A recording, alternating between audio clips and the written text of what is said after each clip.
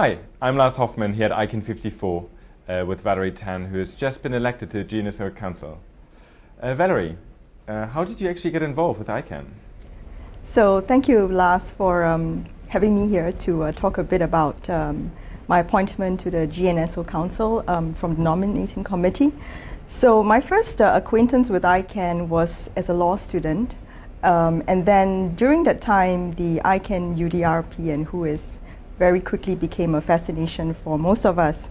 And at the time, ICANN to a lot of us was this great institution that churned out rules, that allowed the internet to work perfectly.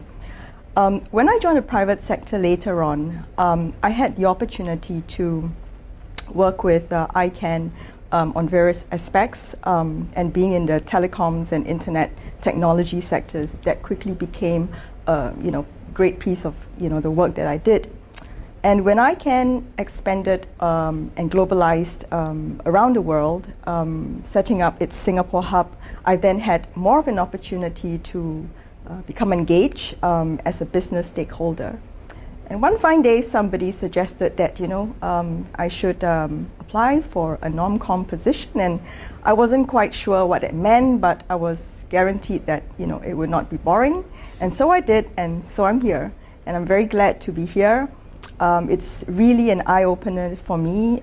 These couple of days, being in various workshops of the GNSO Council, and I do realize I really have a lot of work to do to get up to speed with the various working groups, with the various transition projects, and there's so much important work ahead. Well, we're very glad to have you here at ICANN. Thank you. And you mentioned briefly that you are from Singapore. Do you think you obviously bring a certain aspect of diversity to ICANN and the GNSO? Do you think that is important, and if so, why? Yes, I think one of the challenges, I guess, facing the organization going forward is really diversity, or divergent or diverse views. Given various projects that are ongoing, like the new GTLD rounds and the IANA stewardship transition, I guess we're looking at space in the internet that is going to be a lot larger, where there are going to be more stakeholders, more communities that have not yet been present now, taking part in the multi-stakeholder model process. So I think it's important because, especially coming from Asia, and the region where we're seeing I've just received some new statistics that more than about 50% of users on the internet now come from the Asia Pacific region. So from a policy and building perspective, I think that part of the work has a lot of scope for representation in the future years ahead. This is the first time, Valerie, that you are on the GNSO Council as a nom-com appointee. What do you expect for your 2-year term? What do you think lies in store for you?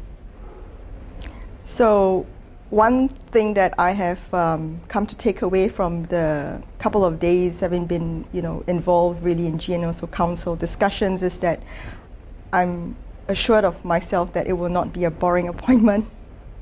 There's just so much intellectual stimulation. It's just the topics and the fact that there can be varying perspectives, and also the possibility, I think, for discussions where at some point in time, people agree to disagree and then come to a consensus. And I think that's really important because the work of the GNSO Council is to manage the policy development process, and the community looks to the Council for that leadership role. Okay. Valerie, thank you very much for your time, and I'm looking forward to seeing you over the next 2 years with the GNSO and here at ICANN. Thank you, Lars.